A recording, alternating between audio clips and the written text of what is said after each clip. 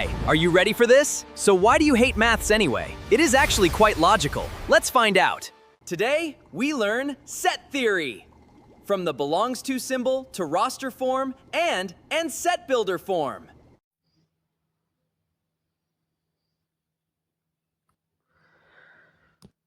Hello students, welcome back. So last video में मैंने set theory के डेफिनेशन को एक बहुत ही अच्छा और रियल लाइफ एग्जांपल से समझाया था। सो अगर आपको इस वीडियो में मेरा एक्सप्लेनेशन अच्छा लगे देन मेक श्योर कि आप वो वीडियो भी देखें। मैं उस वीडियो का लिंक इस वीडियो के डिस्क्रिप्शन में पेस्ट कर दूंगा। So let's start. इस वीडियो में एक्सरसाइज 1.1 के लिए और भी कुछ कॉन्सेप्ट्स हैं, डेफिनेशंस है जो कि आपको समझना होगा, वो मैं समझाऊंगा। So let's start. हाँ, कुछ टर्मिनोलॉजीज है, मतलब कुछ चीज़ें हैं जो समझना है। पहले तो set theory. In set theory the terms objects, elements and members of a set are completely synonymous. Synonymous मतलब different words but same meaning. तो जब भी आप एक ऐसा सेट बनाते हो ऐसा, और अंदर आप कुछ भी डालते हो, तो यह जो अंदर होता है ना, उसको आप ऑब्जेक्ट भी कह सकते हो, एलिमेंट भी कह सकते हो, मेंबर्स भी कह सकते हो। तीनों करेक्ट। ओके, तो क्वेश्चन में कुछ भी दिया होगा, कंफ्यूज मत होना, तीनों का मीनिंग सेम है। सो नेक्स्ट है सेट नोटेशन। सेट नोटेशन मतलब जब भी आप कोई सेट बनाओगे तो उसका क्या, जैसे कि अगर आपने बनाया set of all the boys in the class, तो क्या आप पूरा लिखने लगोगे क्या, set of all the boys? एक नोटेशन यूज़ करेंगे, राइट? हम एक नोटेशन यूज़ करेंगे, जैसे ए या बी या कोई भी। और जब नोटेशन चूज़ करोगे ना, you have to make sure that the notation is capital letter. Sets are universally denoted by capital letters. Universally like everywhere, हर जगह। कॉमन एग्जांपल्स दिस ये है। कॉमन मतलब मोस्टली यही लेटर्स यूज़ होते हैं। फिर है एलिमेंट नोटेशन, जस्ट ऑपोजिट। यहाँ पे हम स्मॉल लेटर्स यूज़ करेंगे। तो बेसिकली क्या बोल रहा हूँ मैं, ये है मेरा सेट का नोटेशन कैपिटल, और इसके अंदर जो एलिमेंट्स होंगे या ऑब्जेक्ट्स, उनको हम स्मॉल लेटर्स से डिनोट करते हैं। सिंपल हो गया। फिर आता है मेंबरशिप सिंबल। अभी मैंने एक सेट बनाया, कैपिटल ए, कैपिटल क्योंकि ये सेट है। फिर उसके अंदर कुछ एलिमेंट्स होंगे ए सी ई। ओके, तो अभी अगर मैं आपको एक चीज़ पूछूं, क्या मेरा ये जो ए है, स्मॉल ए, क्या ये कैपिटल ए का एलिमेंट है? तो आप बोलोगे यस। और अगर मैं कहूँ कि लिख के दिखाओ कि कौन कौन से लेटर्स कैपिटल ए का एलिमेंट है, तो आप लिखोगे A is an element of set A. आप ऐसा लिखोगे नहीं। फिर C is an element of set A, E is an element of set A. तो आपको नहीं लगता कि बार बार इतना लंबा सेंटेंस लिखना टाइम वेस्ट है? वो भी क्योंकि हम मैथ्स कर रहे हैं, राइट? सो मैथमेटिकली हम ऐसा नहीं करेंगे। हम क्या बोलेंगे, हम यूज़ करेंगे इस सिंबल का। इस सिंबल का एक्चुअल नाम है एप्सिलॉन। ये ग्रीक सिंबल है एप्सिलॉन। इसका मतलब होता है बिलोंग्स टू। बिलोंग्स टू मतलब अभी हम ये जो लिखा है ना, A is an element of set है, ये लिखने के बजाय हम क्या लिखेंगे, ए एप्सिलॉन ए। हम क्या लिखेंगे, A epsilon A. But actually इसका मतलब क्या है, ए इज एन एलिमेंट ऑफ ए। उसी का बस एक शॉर्ट फॉर्म समझ लो। मैथमेटिकली हम यही लिखेंगे, सी एप्सिलॉन ए मतलब सी बिलोंग्स टू ए। फिर अगर थोड़ा रुको, जैसे कि इस सेट में बी नहीं था, राइट, ऐसा करो, इस सेट में बी है नहीं, है ना, तो अगर मैं क्या लिख सकता हूँ कि बी एप्सिलॉन ए, नहीं लिख सकता ना, क्योंकि बी बिलोंग नहीं करता। तो नॉट बिलोंग्स टू के लिए हम कौन सा सिंबल यूज़ करेंगे, ये वाला, बस यहाँ पे ऐसा काट देना है, इसका मतलब है कि does not belong to, B मेरे सेट में नहीं है। तो मैथमेटिकली अब हम ये वाला सिंबल यूज़ करेंगे ताकि लंबे लंबे लाइन ना लिखने पड़े। Okay, that's it. मेंबरशिप भी हो गया, इजी था। अभी आता है मेथड्स ऑफ रिप्रेजेंटेशन। सेट को कैसे रिप्रेजेंट करना है उसके दो मेथड्स हैं, वो मेथड्स अभी हम पढ़ेंगे। ओके, तो पहला मेथड क्या है, पहला मेथड है roster tabular form. Roster tabular form, actually roster tabular form आपको ऑलरेडी मैंने पढ़ा दिया है, बट अभी बस हम डेफिनेशन देखेंगे। ठीक है, हम पढ़ चुके हैं अभी तक जितने भी सेट, जैसे कि ये एग्जांपल देख लो, the set of all vowels, ये जो देख रहा है ना, सेट ऑफ ऑल वावेल्स, और अभी तक कोई भी जो सेट, जैसे कि अगर मैंने एक सेट बनाया, the set of all boys in your class, तो आप कैसे क्या करोगे, इसमें इधर क्या करोगे, इधर अंदर क्या डालोगे, आपके क्लास में जो भी बॉयज़ है उनका नाम ही तो डालोगे ना इसके अंदर, और सारे बॉयज़ का नाम डाल दोगे। Similarly the set of all teachers, science teachers in your school, अंदर तब क्या करोगे, जितने भी साइंस टीचर्स है उन सब के नाम डाल दोगे ना यहाँ पर, सिंपल। तो जिन सेट्स में हम अंदर के सारे एलिमेंट्स को लिख सकते हैं, तो वो होता है रोस्टर फॉर्म ऑफ सेट। ठीक है, ये सेट्स में हमने क्या किया, सारे ऑब्जेक्ट्स को हमने लिख दिया, लिस्ट कर दिया। तो सो रोस्टर फॉर्म का डेफिनेशन देखते हैं। In roster form all the elements of the set are listed, all of them, कोई भी एलिमेंट छूटता नहीं है। The elements are separated by commas, जैसे कि ये वाला सेट देखो, ए एक एलिमेंट है, ई एक एलिमेंट है, अलग अलग, तो बीच में कॉमा है। ऑब्वियसली राइट, कैसे पता चलेगा कि दो अलग एलिमेंट है, बेसिक इंग्लिश ग्रामर है, इंग्लिश में भी तो कॉमा का सेम यूज़ है ना। Everything is enclosed with in braces, simple है, सारे ऑब्जेक्ट्स को हम ब्रेसेस के अंदर रख देंगे क्योंकि बाहर गिर ना जाए। ओके, और क्या लॉजिक हो सकता है। The order in which elements are listed is immaterial, बिल्कुल। अब यही सेम जो सेट है, ये जो सेट है ना वॉवेल्स का, यही सेट अगर मैं ऐसे लिखूँ, ई आई ओ यू, लास्ट में ए लिखूँ, तो क्या ये एक अलग सेट बनाया क्या मैंने?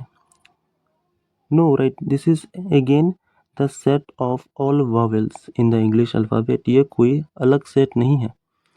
तो इसके क्या सीख रहे हो, ये सीखो कि एक सेट में तुम कौन सा एलिमेंट पहले लिख रहे हो, कौन सा सेकंड, कौन सा third, it doesn't matter. What matters is the elements जो है वो डेफिनेशन सेटिस्फाई कर रहे हैं कि नहीं। ये जो सेट है उसका डेफिनेशन है या उसका रूल है कि अंदर सिर्फ वॉवेल्स आ सकते हैं, ये है रूल। और जब तक ये रूल सेटिस्फाई हो रहा है, वो एलिमेंट कहीं भी रह सकता है, आगे पीछे मैटर नहीं करता। Second thing, elements can not be repeated, बड़ा ही ऑब्वियस है बट स्टिल स्टूडेंट्स मिस्टेक करते हैं।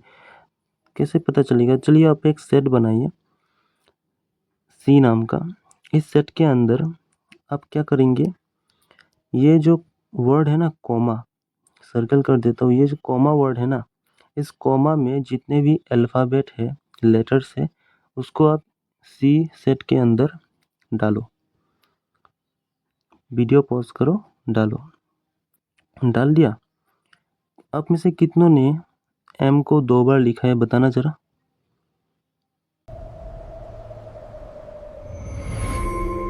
You are under my genjutsu. Now like and subscribe. जिसने भी लिखा है गलत किया है। अभी क्या बोला मैंने? एलिमेंट रिपीट नहीं होने चाहिए। ठीक है, अब क्यों नहीं रिपीट होना चाहिए? अब सिंपली लैंग्वेज के हिसाब से देखो, मैं एक सेट बना रहा हूँ। बेसिकली सेट क्या होता है? कलेक्शन। तो मैं एक कलेक्शन बना रहा हूँ उन लेटर्स का जो मेरे वर्ड कॉमा में है। तो एम एक बार लिख दिया ना, मैंने एम एक बार लिख दिया, तो दो बार क्यों लिखना है? मैं तो बस लेटर्स का कलेक्शन बना रहा हूँ। मैं थोड़ी ना कॉमा का स्पेलिंग लिख रहा हूँ कि फिर से दो बार एम चाहिए मुझे। राइट, कलेक्शन है कि कौन कौन से लेटर्स यूज हो रहे हैं मेरे स्पेलिंग में, वो इस सेट के अंदर डालो। दो एम यूज हो रहा है क्या? एम क्या अलग है क्या? सेम ही तो है। तो ये दो इम्पोर्टेंट रूल्स है, याद रखना। दो सेट, अगर तुम्हारे पास दो सेट है पर उनके अंदर का एलिमेंट्स एकदम आइडेंटिकल है, एकदम सेम, बस आगे पीछे कर दिया है, तो वो सेम सेट है, डिफरेंट सेट नहीं है। सेकेंडली, कोई एलिमेंट रिपीट नहीं कर सकते तुम। कोई भी एलिमेंट रिपीट नहीं कर सकते। अगर रिपीट किया तो गलत। ठीक है, रिपीट किया तो वो गलत होगा। सेट्स में रिपीट नहीं होता है कोई भी एलिमेंट, रोस्टर फॉर्म में तो नहीं होता। तो ये हो गया first representation method. Second method क्या है, उसमें डायरेक्टली नहीं जाऊंगा मैं। पहले मैं मोटिवेशन बनाता हूँ कि वो पढ़ना क्यों है। अभी तक जितने भी सेट्स पढ़े हमने, उनमें तो ये रोस्टर फॉर्म से हो गया था। अभी ये नया मेथड क्यों सीखना है, तो चलिए देखते हैं कि क्यों सीखना है। तो सभी अब एक सेट बनाओ। उस सेट के अंदर सारे नेचुरल नंबर्स डालो। रोस्टर फॉर्म तो यही कहता है ना, all the elements are listed. तो अगर कोई नया मेथड नहीं चाहिए, इसी मेथड से काम चलाना चाहते हो, तो उसका नियम भी मानो। सारे एलिमेंट्स डालो इसके अंदर, सारे नेचुरल नंबर्स डालो। सकते हो? डाल सकते हो क्या? समझदार बच्चे बिना पेन चलाए समझ गए होंगे कि ये पॉसिबल नहीं है। अब लिखना स्टार्ट करोगे, क्या लिखोगे? 1 2 3, पहले 10 आएगा, फिर 100 आएगा, फिर 1000, फिर 1 लाख। ये कभी ख़त्म भी नहीं होगा, ये कभी ख़त्म नहीं होने वाला। तो क्या आप ये रोस्टर फॉर्म में लिख सकते हो? रोस्टर फॉर्म डिमांड करता है कि सारे एलिमेंट चाहिए, सारे एलिमेंट्स चाहिए मुझे इसके अंदर। क्या आप कर सकते हो? नहीं कर सकते हो।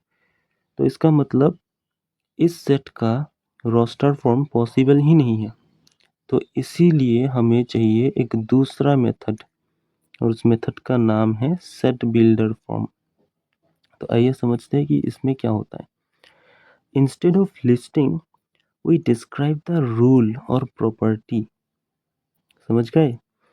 मैंने क्या कहा था सेट के डेफिनेशन समझाते वक्त, कि हर सेट में एक रूल होता है और उस सेट के अंदर वही एलिमेंट आ सकते हैं जो वो रूल फॉलो करेगा। ठीक है, तो ये जो सेट एस बनाया है ना मैंने, इसके अंदर जो है हर कोई नहीं आ सकता, वही लोग आ सकते हैं, वही ऑब्जेक्ट्स आ सकते हैं जो इस सेट का डेफिनेशन या प्रॉपर्टी या रूल फॉलो करे। ओके, तो सेट बिल्डर फॉर्म में क्या करेंगे हम, यही रूल को थोड़ा एक्सप्लेन करके रख देंगे। चलो देखते हैं एक्चुअली में क्या हो रहा है। All the elements poses a single common property. Yes, अभी तो बोला अंदर वही ऑब्जेक्ट्स आएंगे जो इसका बनाया हुआ रूल फॉलो करेंगे। तो मतलब क्या, जो भी है अंदर वो सब एक कॉमन प्रॉपर्टी सेटिस्फाई करते हैं, इसीलिए तो अंदर आ गए। Second point, no element outside the set possess this property. Exactly, बाहर का कोई ऑब्जेक्ट एस का प्रॉपर्टी सेटिस्फाई नहीं कर सकता, क्योंकि अगर वो एस का रूल सेटिस्फाई करता है, फॉलो करता है, तो उसे तो अंदर आना चाहिए था। अगर वो रूल फॉलो करेगा तो वो तो अंदर आ जाएगा ना, उसे बाहर क्यों रहेंगे हम लोग। Simple. We describe elements using a symbol like x. हाँ, वी डिस्क्राइब, हम एलिमेंट्स को डिस्क्राइब कैसे करेंगे। अब यही एक क्वेश्चन हुआ ना कि अगर हम इसके एलिमेंट्स को लिख नहीं सकते तो without that how can we explain the rule. तो उसके लिए हम एक्स सिंबल का यूज़ करेंगे। मोस्टली एक्स का यूज़ होता है, हम कुछ और भी कर सकते हैं। ओके, नेक्स्ट प्रॉपर्टी क्या है, कॉलन। ये एक एग्जाम्पल में देखो, जब तक एग्जाम्पल नहीं लिखोगे डेफिनेशन समझ नहीं आएगा। तो हमेशा डेफिनेशंस के बाद एग्जाम्पल्स देखो और प्रैक्टिस भी करो खुद। तो ये एग्जाम्पल देखो, वही सेट बना रहे हैं हम लोग, ठीक है, वही सेट वॉवेल्स का सेट बना रहे हैं। तो कुछ लोग पूछेंगे कि सर वॉवेल्स का तो हम रोस्टर फॉर्म बना सकते हैं, तो सेट बिल्डर फॉर्म कैसे लिख दिया। तो ये ज़रूरी नहीं है।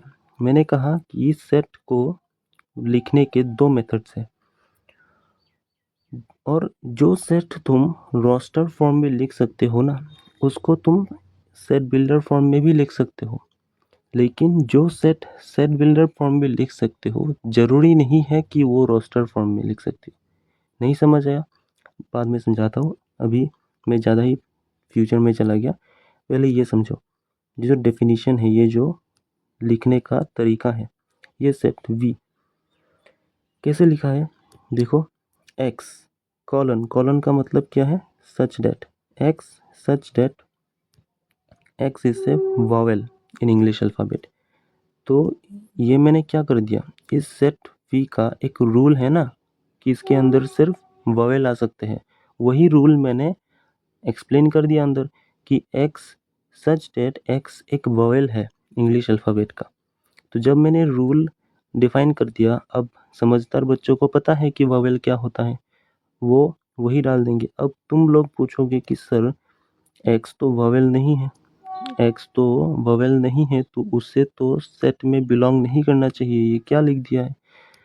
तो उन बच्चों को मैं कहना चाहता हूँ कि ये जो एक्स है ना, ये एक सिंबल है। क्या कहा था, ये एक सिंबल है, ये सचमुच का एलिमेंट नहीं है, ये एलिमेंट का सिंबल है थ्रू विच हम रूल एक्सप्लेन करेंगे कि अगर कोई एलिमेंट इस सेट के अंदर आना चाहता है तो उसे ये रूल मानना होगा। तो ये इस सिंबल से करेंगे कि जो ये रूल से सेटिस्फाई करेगा वही एक्स है। समझ गए क्या कहना चाह रहा हूँ। मैं बाद में एक्सरसाइज क्वेश्चंस कराऊंगा ना, उससे आप और अच्छे से समझोगे, या इसी में समझ लो, इसी में समझ लो। बेसिकली आपको क्या करना है, क्या है वोवेल, पहले तो ए एक वोवेल है, तो एक्स ए हो जाएगा। फिर बी भी तो एक वोवेल है, तो एक्स का वैल्यू बी हो जाएगा, क्योंकि एक्स एक सिंबल है, वो सचमुच का एलिमेंट नहीं है। फिर ई, वो भी एक्स के इक्वल हो जाएगा। यही होता है एक्चुअली में। ओके, तो ये होता है सेट बिल्डर फॉर्म। अब मैं क्या कह रहा था कि जो भी सेट तुम रोस्टर फॉर्म में लिख सकते हो ना, उसको तुम सेट बिल्डर फॉर्म में भी लिख सकते हो, है कि नहीं। अभी जैसे कि ये वॉवेल्स वाला सेट रोस्टर फॉर्म में लिखा हुआ है ना, तो इसको हमने सेट बिल्डर फॉर्म में भी लिख दिया। और भी जो तुम्हारा सेट था, the set of all boys, उसको भी इस फॉर्म में लिख सकते हैं। क्या होगा इसमें, x colon x is a boy in your class. या दूसरा सेट जो था साइंस टीचर का, उसमें क्या लिखूंगा, x colon x is a science teacher इन आपके स्कूल का नाम। समझ रहे हो।